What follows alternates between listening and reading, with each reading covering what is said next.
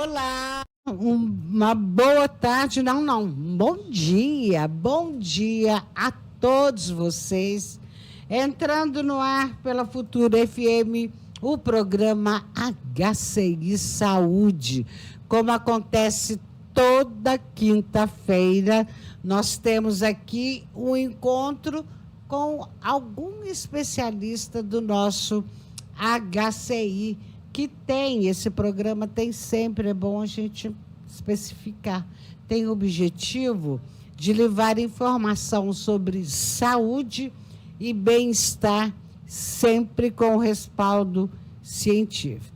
E a nossa entrevistada de hoje é a doutora Gabriela Almeida Guedes Ferrari. Isso. Coordenadora da pediatria do nosso HCI. Doutora Gabriela, seja bem-vinda. Obrigada, Nilda. Ô, doutora, quando a gente fala assim, coordenadora da pediatria do HCI, o que a gente deve entender por coordenadoria? A gente é responsável pela gestão daquele setor do hospital. Gestão, né? De pessoas? Gestão de pessoas, ajudar na gestão dos pacientes, fica de olho se está tudo sendo feito corretamente, com agilidade. Então, a gente é responsável por coordenar exatamente o setor. Descobrir onde está o erro, para a gente poder acertar sempre e fazer o melhor pelo paciente. Então, você não vai clinicar? Eu clinico também, porque eu faço plantão, eu trabalho tanto na pediatria, passando visita, como na UTI neonatal e pediátrica que a gente tem, e também faço pronto-socorro. Nossa, e administrar, né, pessoas é um pouco complicado, para não dizer muito complicado. É difícil, mas com jeitinho a gente tenta aprender sempre que a gente dá conta. Né? Porque ali você tem que ser muito parceira e, ao mesmo tempo, muito firme, né? Isso. Na hora da cobrança. Exatamente. E a firmeza tem que vir sempre com uma certa dose de suavidade, até porque a área que você trabalha é muito sensível. A gente tenta. Às vezes a gente tem que dar uma respirada, mas a gente tenta sempre manter a linha. Tomar água e respirar.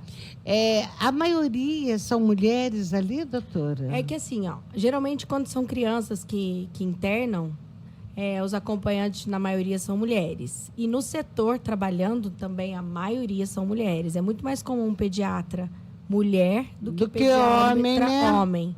Mas existem. Existe. Porque precisa existir, né? Porque nossa, só pelo mulher amor. Não dá certo. Não, eu fico pensando, a mulherada TPM. Exatamente. Termina uma, começa a outra. Engraçado. Às vezes todos juntos. Quando a gente começa a conviver muito, aí as TPMs passam a ser todas juntas. Que coisa, né? Não tem uma explicação lógica, científica para isso, né? Acho que não.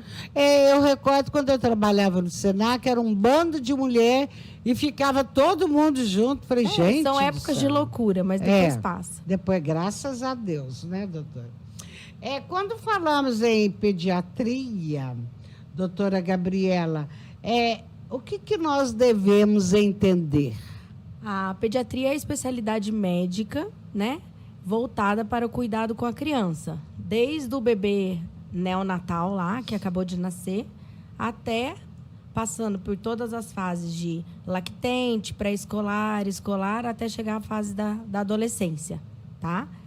E não é só o cuidar em termos de cura, de doença. É vigilância. Vigilância de crescimento, de desenvolvimento. Porque o pediatra ele tem que estar sempre alerta com sinais de risco de um desenvolvimento de alguma doença ou de desenvolvimento de algum transtorno do comportamento. Então, a nossa visão tem que ser além para fazer um diagnóstico precoce e já intervir. Então, a gente não cuida só da cura de doença, a gente cuida do crescimento, do desenvolvimento, socialização e todo o resto de um paciente, tá? Doutora Gabriela, fez medicina e depois tem um curso, a residência. Isso, eu fiz, no meu caso, né? Eu fiz medicina há 6 anos, depois fiz 2 anos de pediatria aqui no HCI E depois fiz mais 2 anos de neonatologia, que é a parte de intensivista de bebês neonatais, que vão para UTI, geralmente prematuro, ou que sofreu algum problema no parto, ou que teve alguma malformação, que precisa de cuidados.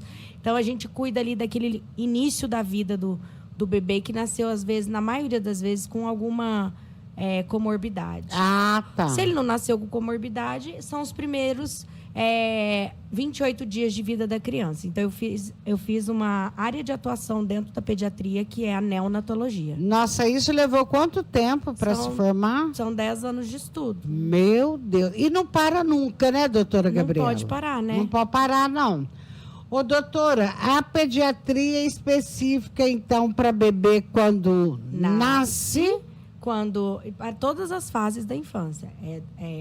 Lá no HCI, então, a gente atende crianças de 0 a 13 anos, 11 meses e 29 dias.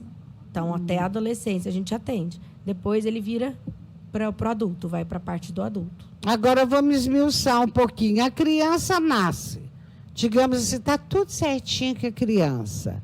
Aí ela fica lá na pediatria, na maternidade. Na maternidade, tá. No alojamento conjunto, de preferência o tempo todo junto com a mãe, mamando logo na primeira hora após o parto, evitando o uso de fórmulas infantis e aprendendo os primeiros cuidados, porque algumas chegam lá já sabendo. Outras não sabem trocar fralda, não sabem limpar o coto do umbigo. Tem muita gente que tem medo, Tem medo, né? Dá um nervo. Limpar o coto e tudo mais. Então, ensinar a dar banho. Então, assim, os cuidados de enfermagem nessa hora são muito importantes, porque elas têm um contato direto com o binômio, né? Mãe e filho, e elas vão ensinar todas essas questões para eles. Ô, Nádia Maria, tem como entrar... Será que... no site do HCI tem a maternidade? Lá eles estão reestruturando o estão site. reestruturando. Recolocando o corpo clínico, passando por toda uma então, reestruturação. Deveria ter pedido mas deve ter foto, alguma coisa assim, lá da maternidade, sim. Porque a maternidade está uma gracinha, né? É porque desde que acabou o Covid, a maternidade voltou às suas instalações para a área que era usada para o Covid, que tinha uma entrada separada, e acabou se usando o prédio da maternidade, porque o prédio da maternidade tem essa área separada. Mas agora, desde que acabou os casos muito frequentes de internação por Covid, o hospital já se reestruturou, a maternidade já foi novamente totalmente equipada para voltar ao seu setor no lugar, e recentemente a pediatria também, que era um setor que estava em outro andar por conta do Covid, agora nós já voltamos para o andar onde era a pediatria. Então, na realidade, você pega desde o nascimento. Desde o nascimento. Até quando foi internando. A maternidade, tudo sob a sua responsabilidade. É isso, a parte pediátrica, sim. Aí, doutor, eu te cortei para pedir para a Nádia achar fotos lá para nós. Então, tem a maternidade, o bebê nasce, está tudo ok, fica com a mamãe, né? E se ele teve alguma outra condição diferenciada que não pode ficar no alojamento conjunto com a mãe, existe a pediatria para cuidados não tão graves, e tem a UTI neonatal, que também presta os cuidados para quem precisa de UTI. Já aconteceu, assim, da criança nascer com algum probleminha físico e a mãe, por algum momento, ter rejeitado?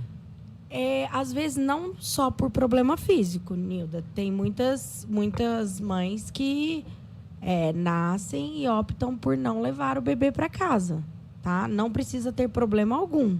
Às vezes, bebês sadios, tá? Já aconteceu de bebês que estão na UTI, a mãe deixar de visitar, e a gente faz contato com a família, algum familiar assume esse cuidado, e aí a gente programa a alta com esse familiar. Quando é uma mãe que rejeita o bebê na maternidade, que isso já ocorreu, A gente aciona o assistente social do hospital, que aciona o conselho tutelar, que aciona um abrigo. Aí faz toda a parte burocrática e, às vezes, essa criança rejeitada vai para o abrigo. Mas será que não é uma depressão que a mãe tem? Essa depressão pós-parto? Pode ser, Nilda, mas tem gente que já... dificilmente a depressão, ela larga a ponto de largar o bebê na maternidade. Tem mãe que, por condições financeiras mesmo, já vai com a decisão de não levar o bebê para casa. Mas, graças a Deus, isso é raro. Não é uma condição comum de se acontecer. Mas acontece. Ah, tá. E não é só por ter problemas físicos, não. Às vezes acontece com bebês sadios. É bom a gente saber disso. Outra coisa também, o neonatal, que era assim, um sonho dos itajubenses terem aqui em Itajubá. Então, a nossa neonatal já tem mais de 14 anos, se eu não me engano, tá? Ela vive com uma ocupação de mais ou menos 85% dos leitos todo mês, de 80% a 85%. São mais pacientes neonatais do que pediátricos, porque a nossa UTI tem uma modalidade que é a UTI mista. Ela pode abrigar tanto pacientes neonatais quanto pediátricos. Depende da demanda do serviço. Mas que tipo de doença que leva a criança para lá? Prematuridade, bebês que nascem com 24, 26, 27 semanas de gestação. Às vezes, um bebê que sofreu muito na hora do parto. Que judiação. Bebês com malformações, tá? Às vezes, uma malformação no intestino, às vezes com fenda palatina. Depende, às vezes, problema cardiológico, que no primeiro momento precisa ficar monitorizado. São mais ou menos essas questões. E o paciente pediátrico que vai parar na UTI, geralmente, na maioria das vezes, são quadros respiratórios. Agora começa, né? Os quadros de bronquiolite, de asma, de broncoespasmo, de pneumonia. Então, geralmente, esses são os quadros que a gente começa a pegar a partir de agora. Doutora Gabriela, quais os exames que são realizados após o nascimento do bebê? Nós temos alguns exames que são obrigatórios hoje em dia por lei a serem feitos na maternidade ainda, que é o teste do olhinho. O próprio pediatra pode fazer. Pega um aparelhinho, incide uma luz sobre o olho do bebê e a gente tem que ver um reflexo vermelho, né? Se você não vê, você, a princípio, já encaminha para um oftalmologista.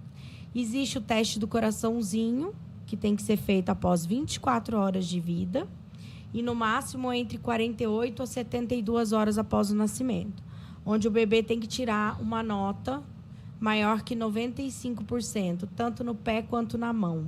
Uma média saturação do bebê.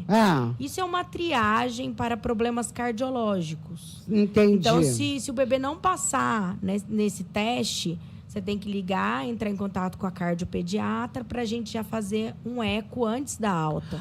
Doutora Gabriela, e o famoso teste do pezinho é feito quando? O teste do pezinho, ele também é obrigatório por lei, tá? Existem vários tipos, desde o simples do SUS até o master ampliado e tudo mais.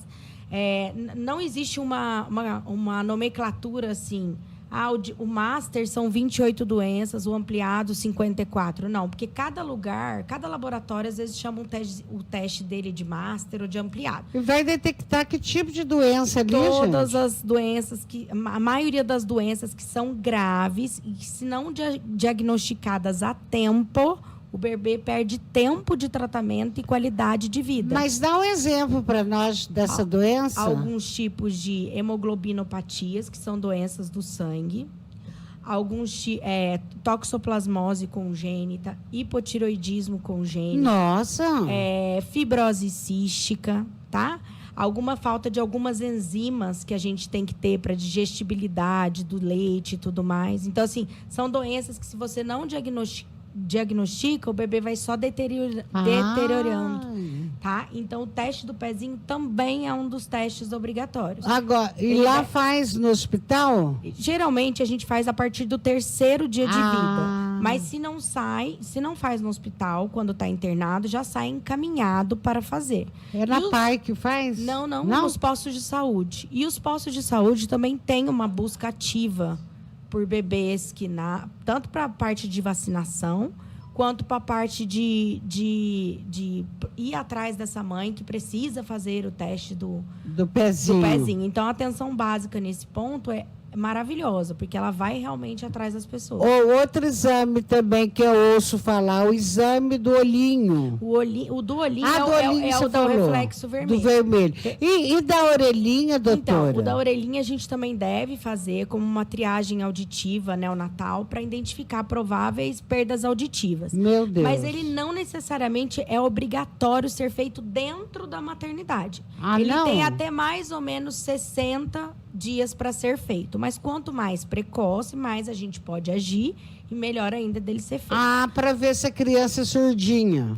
Não é deficiente, não é surdinha, não. Não é só surdez. Às vezes é um distúrbio de condução, que às vezes a criança pode ser estimulada e tudo mais. Às vezes é só secreção por fora do ouvido que está atrapalhando. Então, assim, é um teste realmente de triagem para se identificar deficiências auditivas. Mas não necessariamente que é uma coisa que vai ser chancelada para sempre. Para sempre. Então, outra coisa, não é feito em maternidade, é feito em posto de saúde. Não, ele pode ser feito na maternidade e deve. Mas, se porventura não for feito, o bebê tem até 60 dias para fazer. Mas aí ele tem que procurar um fonoaudiólogo para poder fazer, que seja especializado nisso. O HCI tem o ambulatório de teste da orelhinha. Então, quando o bebê nasce sem o teste da orelhinha realizado, ele vai ser encaminhado para ser realizado pelo SUS, tanto lá no hospital, no ambulatório mesmo. Que bom. Olha, eu ia perguntar se o SUS cobre isso tudo, doutora. O SUS cobre tudo isso. Ótimo. Agora, quantos leitos que nós temos lá para as mamães e, consequentemente, para os filhinhos na maternidade? A maternidade, se eu não me engano, são em torno de 18 ou 22 leitos, se eu não me engano. A UTI neonatal tem 10 leitos, e sendo eles não tem uma divisão certa, mas foi o que eu te falei, é uma unidade mista, de acordo com a necessidade do serviço, mas a maioria das vezes fica cheio de paciente neonatal, mas pode abrigar os pediátricos também. Então, são 10 leitos. A pediatria em si, são 12 leitos na enfermaria. Temos mais 4 leitos de observação no PS e temos mais um leito de urgência no PS. Às vezes, em épocas de março até agosto, é necessário ocupar até os leitos do pronto-socorro para internação. Mas a gente sempre tenta minimizar isso e fazer uma assistência adequada para uma alta o mais precocemente possível. Com quantos dias, se correr tudo bem no parto com a mamãe e com a criança, eles têm alta? Parto normal, geralmente lá no hospital, é entre 24 a 36 horas. A gente acha até pouco, a gente gostaria que o bebê ficasse pelo menos 48 horas. Mas, às vezes, tem alta, a mãe tem alta um pouco antes, a família fica aflita. Mas é no mínimo, 24 horas no parto normal. E na cesárea, no mínimo, 48 horas. Nossa, coitada da mamãe que faz cesárea, né? Fica lá, tem que ficar. Eu estou recordando aqui porque eu fui obrigada a fazer cesárea. Não é fácil. Acho que a família tem que dar um suporte muito grande. Mas, né? Geralmente, lá no hospital, a gente tem uma política de visitas, né? Que já melhorou. Então, o paciente recebe visita do acompanhante. Só não pode ficar muito tempo lá dentro, muitos familiares, mas sim. Tem direito à visita. Tem direito a um acompanhante. Então, assim, nessa parte aí, o atendimento está bem humanizado. Doutora Gabriela, eu estou pensando aqui, quem da família que recebe orientação, ora ela fez cesárea, o bebezinho está precisando de um cuidado especial, tem um profissional lá dentro A gente que cuida? mesmo, Ah, Nilda, é? quando está na sala de parto, que a gente percebe que o bebê vai precisar de UTI e tudo mais, a gente já conversa com a mãe ou então com o acompanhante que tiver com ela. Porque hoje em dia o acompanhante pode estar junto até na sala de parto, né? Então, se o bebê precisa de alguma coisa, a gente já avisa. Ó, o bebezinho, às vezes, nasceu com uma dificuldade para respirar, ou começou a gemer, pode ser que seja só frio. Eu vou levar para o cuidado intermediário, vou dar uma olhadinha nele. Se precisar de UTI, a gente avisa. Se puder liberar para o quarto, a gente libera para o quarto. É a gente mesmo que é responsável por todas as notícias. E é até melhor. Porque aí né? a gente pode explicar de uma maneira que o paciente entenda. E outra coisa também, vai orientar como tratar em casa, como cuidar em casa. Depois da alta, sim. Depois da alta, As né? crianças que recebem alta, a gente sempre se certifica se estão conseguindo dar mamar no peito. A gente tem a fonoaudióloga, que já veio aqui, já foi entrevistada. Uhum. Ela sempre ajuda a gente a ver se o bebê tem condições de mamar no seio, se não tem, se está tendo alguma dificuldade. A gente sempre pede avaliação quando precisa. E a gente se certifica de que aquela mãe tem todas as condições de dar os cuidados para o bebê. Quando a gente acha que as mães não têm muitas condições de dar esses cuidados para os bebês, a gente aciona a assistente social para acionar a enfermeira do bairro, né? Do programa de saúde do bairro, para estar fazendo visitas e ver o que a mãe precisa de ajuda. Nossa, como evoluiu, né? Estou pensando aqui no meu tempo, não tinha nada de testinho, não tinha uma enfermeira que pudesse ir lá conversar com a gente. E eu vi, né, percebi da minha geração, muitos tinham depressão pós-parto, não sabia que aquilo... Agora, quando a gente percebe algum comportamento diferente da mãe, né? Tristeza. A gente aciona o serviço de psicologia também, que é praticamente 24 horas no hospital. Serviço bem humanizado. E aí pega e dá assistência para essas mães, conversa, chama o familiar para conversar. Tem mãe lá que já teve dificuldade, que a gente conseguiu até consulta com um psiquiatra lá dentro mesmo do hospital para passar em consulta. Que bom, olha. Olha quem está aqui. Fala para a doutora Gabriela, que estou mandando um abraço a ela. E parabéns pela excelente coordenação do serviço de pediatria, doutor Celeno, diretor-geral do nosso HCI. Obrigada, Celeno. Muito bem, vamos aqui. As vacinas, toma alguma vacina depois Logo ao que nascimento, né? Se o bebê tem todas as condições apropriadas, ele toma a vacina da hepatite B e da BCG. Aí depois tem todo o calendário vacinal brasileiro, que é um dos mais completos, se não é o mais completo do mundo, o calendário vacinal brasileiro. Aí vai ter vacina com 2 meses, com 3 meses, com 4, com 5, com 6. 6 meses... A partir dos 6 meses, você pode dar a vacina da gripe, que ela é anual, né? Que começou agora a campanha dia 1º. E depois tem a da febre amarela, que é com 9 meses. Depois tem com 1 ano e 1 ano e 3. E fora esse grupo todo de vacina, que são várias vacinas juntas, tá? Ainda tem algumas vacinas especiais que são pagas no particular. Né? E a gente tem a obrigação de orientar. Se a família vai ter condição ou não de fazer, não sabemos. Mas no acompanhamento pediátrico, a gente orienta. E a mamãe tem que fazer alguma vacina? Geralmente, o cuidado com a vacina já começa lá na gestação, né? Quando a mãe começa a fazer o pré-natal, o cartão de vacinação dela já é analisado. E algumas vacinas são dadas após a 20ª semana de gestação. Entre elas estão a dupla do tipo adulto ou a DTP, a celular, depende de como está o cartão de vacinação dessa mãe. E existe a da hepatite B, que pode ser dada, a da gripe e a do Covid-19. Agora, a mãe também tem que cuidar da vacina dela antes do bebê nascer, né? Sim, porque aí o bebê já nasce protegido também. Porque ele já leva essa proteção para ele. Que faz exame de sífilis, HIV. Todos esses exames são feitos tanto no pré-natal, tá? No 1º e no 3º trimestre. Mas também são feitos na admissão da maternidade. Na admissão da maternidade, a gente faz teste rápido de sífilis, de HIV, hepatite B e hepatite C. Esses são os 4 testes. Já existe o kit e a gente faz esses testes. Porque se tem mãe que não fez pré-natal, passou despercebido, perdeu a consulta no posto, passou mal antes, a gente tem que ter certeza que essa mãe não tem essas doenças. Bom, Gabi. Outra coisa também crianças, vocês fazem campanha de arrecadação de roupinha de bebê para as crianças carentes? A gente, lá dentro do hospital mesmo, os funcionários todos, quando tem filho e a roupa para de servir, todo mundo junta uma matula e leva para o hospital. Tanto de roupa, quanto de brinquedo, ou fralda que não serve mais, ou gente mesmo que ficou internado, quando teve alta não usou as fraldas de RN, porque estava internado, vai lá e doa para gente.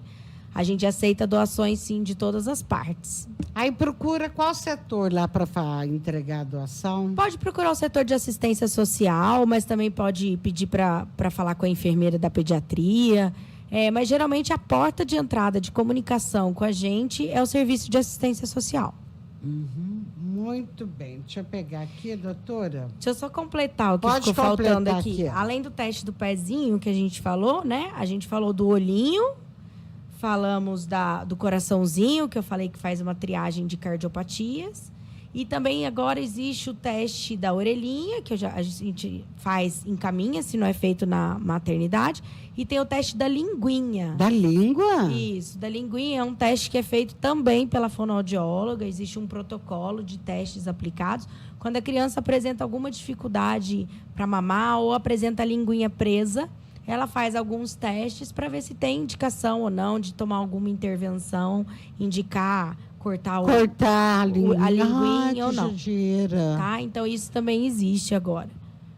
Então, tá. E na nossa maternidade também já foi implantado. Agora, as mamães que estão aqui nos acompanhando, eu estou vendo várias mamães aqui, principalmente no Insta, não esquecer de vacinar seus bebês. Não pode. As suas crianças. E o HPV, você é favorável? Sou super favorável. Eu vi as reportagens que estão dando recentemente, que a adesão, né, chega de meninas em 60%, depois a segunda dose cai para 40%, e de meninos, pior ainda, a adesão. Começa em torno de 40% e cai para 30% na segunda dose. Então, assim, é uma doença que pode prevenir um tipo de câncer. A vacina, né, pode prevenir uma doença que leva ao câncer. Então, assim, e tem essa vacina de graça no posto. Mas é uma doença sexualmente transmissível. Tem mãe que levanta a hipótese. Eu estou instigando o meu filho. Não existe isso, né? Existe. Isso é proteção. Isso é proteção. E hoje em dia existe uma corrente de vários, até de pediatras no mundo inteiro, de ser alguns pediatras serem contra a vacinação de certas doenças. Eu sou totalmente a favor de todas as vacinas. E o governo do estado de São Paulo, eu acho que todos os estados deveriam imitar. Eles estão levando a vacina para as escolas. Mas não é só o estado de São Paulo. Não? Não. Aqui mesmo, em Itajubá, em outubro do ano passado, as escolas pedem, não é só uma escola. Eu ia dar o exemplo da escola do meu filho, que é o Empreender, mas assim, várias outras escolas, elas pedem o cartão de vacinação. A mãe não é obrigada a deixar o filho ser vacinado na escola. Eu mesmo não quis que meu filho fosse vacinado na escola, porque eu acho que é um momento que eu gosto de estar junto. Você gosta de estar junto, exatamente. Né? Mas aí eu mandei o cartão, eles sinalizam, tá faltando essa, quando tá faltando alguma coisa. Não, o calendário tá tudo perfeito. E tem mães que autorizam a vacinar na escola. Mas isso não é uma conduta só do estado de São Paulo. É uma conduta de alguns estados já. Aqui em Itajubá, pelo menos, isso é feito. E não é de hoje não, viu, Nilda? Né? Eu vejo bom, isso faz gente. tempo. Eu sei que outras escolas também fazem isso. Eu achei a ideia ótima. Eles fazem isso sim. Muito bem, doutora Gabriela, está na hora de despedir. quer deixar algum toque para alguma mamãe? Quero dizer que nós do Hospital Escola estamos sempre de portas abertas para atender todos vocês. Hospital de Clínicas de Itajubá, né? Lá temos a pediatria, a ginecologia, o serviço de cirurgia, de clínica, cirurgia cardíaca, transplantes. Estamos tentando manter tudo firme, forte, para oferecer para a população itajubense o que tem de melhor de qualidade em saúde. Muito bem. Tá bom? Doutora, conversamos aí com a doutora Gabriela, Gabi para os íntimos, né?